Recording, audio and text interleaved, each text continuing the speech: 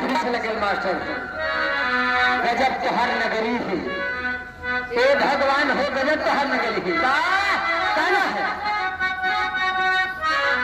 ए गजब तोहर नगरी ए गजब तोहर नगरी ए भगवान हो गजब तोहर नगरी।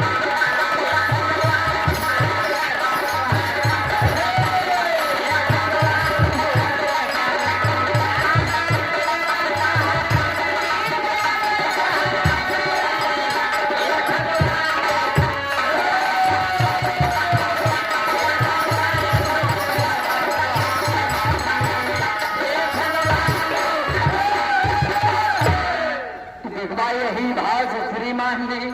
अमित प्रजापति नकवी के भक्ति से बड़े भैया की तरफ से 11 रुपये का आशीर्वाद मिल भैया के चेड़ में बहुत उसका बनवा है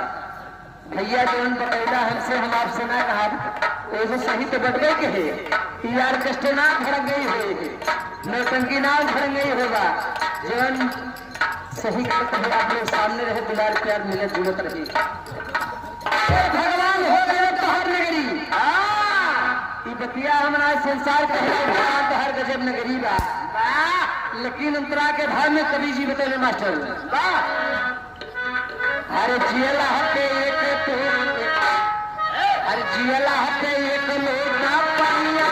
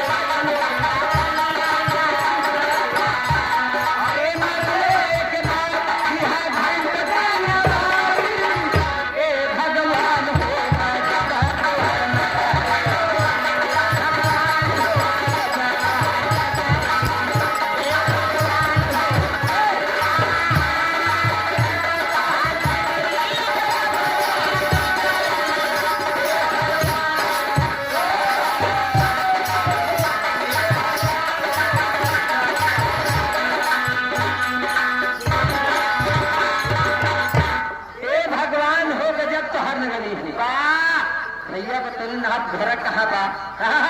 बहुत दूर को ना है जफराबाद का है जफराबाद बताओ थे 40 किलोमीटर दूर बताओ तो हाँ है याद भरा काय हमारा ना वो सी होगा ना जो हमारा ना वो नहीं ना बा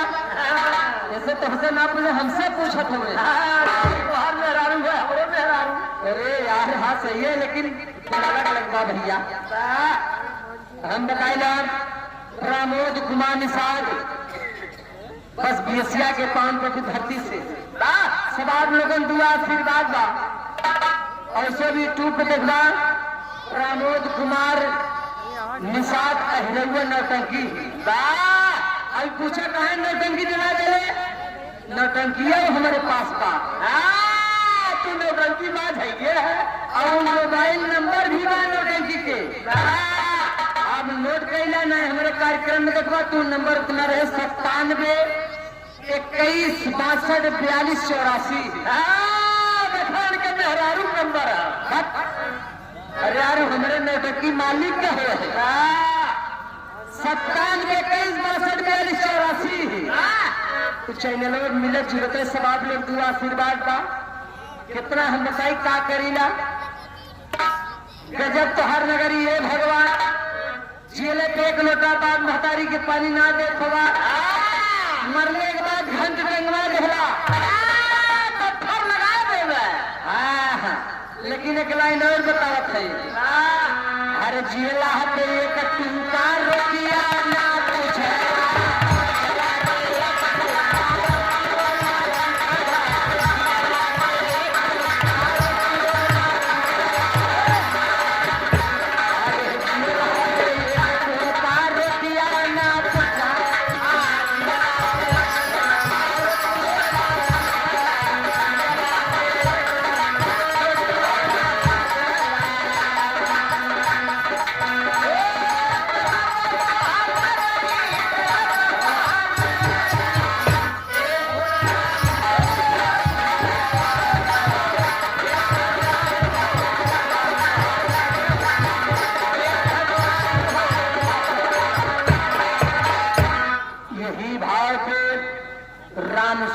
प्रजापति बड़े भैया की तरफ से 51 रुपए का पुरस्कार बान।